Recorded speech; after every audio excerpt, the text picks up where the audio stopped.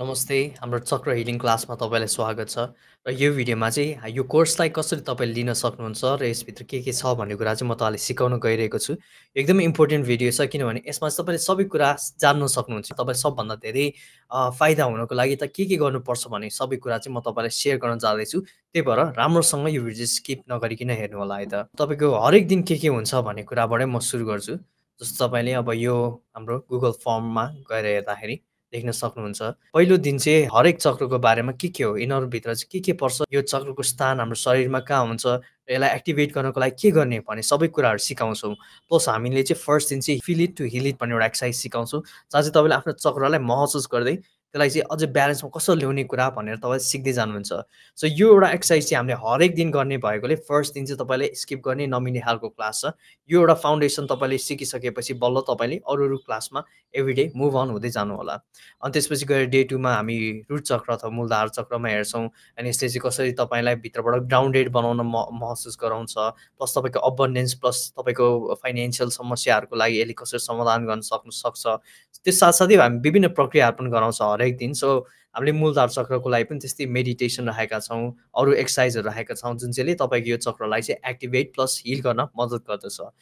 तेस्रो दिनमा छ हाम्रो सेक्ट्रल चक्र, जुन चाहिँ हो हाम्रो क्रिएटिभिटी र सेक्सुअलिटी प्लस अब जीवनमा भएको इमोसनल कुराहरूलाई पनि ब्यालेन्समा ल्याउनलाई एकदमै मद्दत गर्छ। जस्तो तपाईँलाई जीवनमा अलिकति इमोसनसँग आउने समस्याहरू छ, एङ्जाइटी, डिप्रेसन भने पनि यो चक्रमा पनि त्यो कुराहरू बसेको हुन्छ। त्यही भएर यो चक्रले पनि त्यसलाई चाहिँ हिल गर्नको लागि एकदम मद्दत गर्दछ। डे 4 मा छ हाम्रो मणिपुर चक्र अथवा सोलर प्लेक्सस चक्र, जुन चाहिँ तपाईँको कन्फिडेन्स सेन्टर र तपाईँको कन्फिडेन्सलाई यसले अझै राम्रो पार्नको लागि अथवा अझै तपाईँको आत्मविश्वासलाई बलियो पार्नको लागि हिल गरेपछि तपाईँले आफै त्यो महसुस गर्न सक्नुहुन्छ। र हामी डे 4 मा त्यस्तै प्रक्रियाहरू गराउँछौँ। डे 5 मा छ हाम्रो हार्ट चक्र, जुन चाहिँ हाम्रो लभ एनर्जी बढाउनको लागि। डे 6 मा छ हाम्रो विशुद्ध चक्र, हाम्रो कम्युनिकेसन, हामीले कसरी आफूलाई एक्सप्रेस गर्न सक्छौँ त्यो कुराहरू सिकाउँछौँ। त्यही अनुसार सातौँ दिनमा चाहिँ हामी थर्ड आई अथवा हाम्रो आज्ञा चक्रलाई पनि हामी ब्यालेन्स गर्नतिर लाग्छौँ। अनि आठौँ दिनमा चाहिँ सहस्र अथवा क्राउन चक्र, जुन चाहिँ हाम्रो टाउकोभन्दा अलिकति माथि हुन्छ। यो चाहिँ हाम्रो एउटा स्पिरिचुअल डिभाइन कनेक्सनसँग पनि जोडिएको हुन्छ। त्यो कुरा गर्छौँ। अनि आज्ञा चक्रको बारेमा चाहिँ अलिकति भन्न छुटाएको छु। सो यो चाहिँ तपाईँको अलिकति इमेजिनेसन, इन्टुइसन त्यसको एउटा सेन्टर हो। तपाईँको कल्पना गर्ने शक्ति प्लस जीवनमा के भइरहेको छ, के गर्न सक्छ आफ्नो जीवनलाई अगाडि बढाउन भने जस्तो एउटा क्ल्यारिटी चाहिँ यो चक्रमा आइरहेको हुन्छ। सो यो सबै कुराहरू चाहिँ हामी आठौँ दिनसम्म सबै गरिसक्छौँ।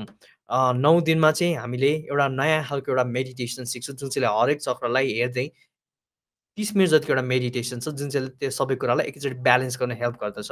र यो मेडिटेसन पनि त्यो दिन चाहिँ तपाईँले पाउन सक्नुहुन्छ। त्यही त्यही अनुसार चाहिँ अब हाम्रो अब अरू कुराहरू पनि हामीले गर्छौँ। यो कुराहरू पनि तपाईँले भित्र पाउनुहुनेछ, जुन चाहिँ हो तपाईँको यो चक्रलाई ब्यालेन्स गरेपछि तपाईँको जीवनमा कसरी सुधार हुन्छ। अथवा लाइक अब यो तपाईँले सबै कोर्स लिनुभयो त अरे हरेक दिन हरेक चक्रलाई हेर्दै गरिसक्नुभयो। अब एउटा मात्रै चक्रलाई फोकस गर्ने भए कसरी गर्ने भन्ने कुरा पनि हामी त्यहाँ गर्छौँ। किनभने तपाईँको एउटा प्र्याक्टिस नै हो। मैले त्यो कोर्समा पनि भनेको छु। यो चक्र भन्ने कुरा चाहिँ अलिकति इम्ब्यालेन्स पाउन अरू इन्भाइरोन्मेन्टले पनि असर गर्छ, प्लस अरू मान्छेहरूले पनि असर गरेर हुन्छ। त्यही कारणले गर्दाखेरि चाहिँ यसलाई ब्यालेन्समा ल्याइराख्नको लागि तपाईँले के गर्न सक्नुहुन्छ? सबै चक्रलाई एकैचोटि गर्ने हो कि एक-एकवटा चक्रलाई हेर्दै गर्ने हो? त्यो कुराहरू चाहिँ म सबै तपाईँलाई त्यहाँ सिकाउँछु। र कसरी गर्ने भन्ने कुरा त हामीले हरेक दिन हेर्दाखेरि त्यो कुरा सिकि नै सकेका छौँ। प्लस यो दिन चाहिँ 9औँ दिनमा चाहिँ हामी तपाईँलाई एउटा मेडिटेसन दिन्छौँ, जुन चाहिँ तपाईँले त्यही दिन बसेर गर्न पनि सक्नुहुन्छ।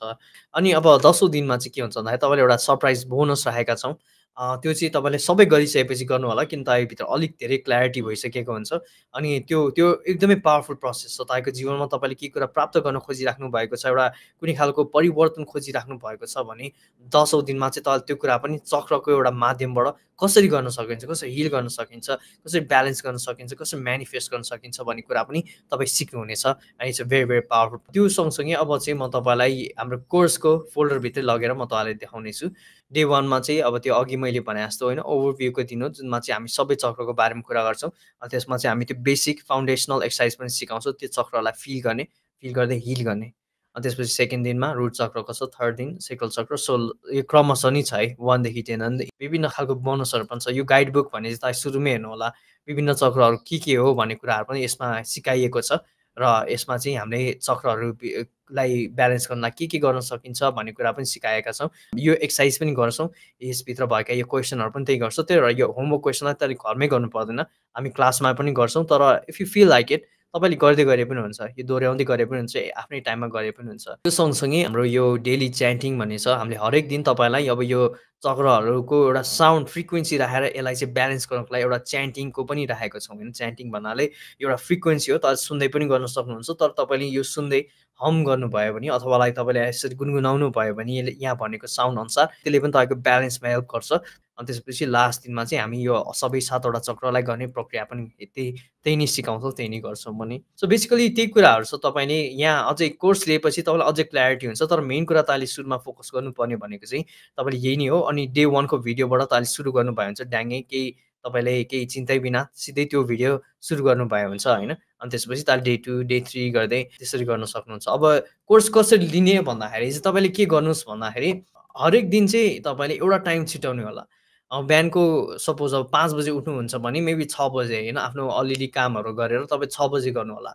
एउटा निरन्तरता पनि चाहिन्छ। हरेक दिन 6 बजे त अहिले गर्न सक्नुभयो भने चाहिँ अझै तपाईँको राम्रो प्रोग्रेस हुन्छ। अब बिहानै गर्नुपर्छ भन्ने पनि छैन। दिउँसो गर्दा पनि हुन्छ, बेलुका गर्दा पनि हुन्छ। यो मेडिटेसनहरू पनि त जहिले गर्दा पनि हुन्छ होइन। अब राति सुत्नु अगाडि निद्रा लागेको अवस्थामा चाहिँ नगर्नु होला, किनभने त अहिले निदाउने चान्स धेरै हुन्छ होइन। थाकेको अवस्थामा पनि सायद गर्नु त्यस्तो बेस्ट होइन। तर जति बेला तपाईँ अलिकति फुर्ती हुनुहुन्छ अथवा लाइक इभन बेलुका पनि काम सकेर घर आउँदाखेरि अलिकति रिल्याक्स भएर बसेपछि गर्दा पनि हुन्छ, that's not a big deal. तर त्यसरी नै एउटा कन्सिस्टेन्सी चाहिँ राख्नुहोस् के।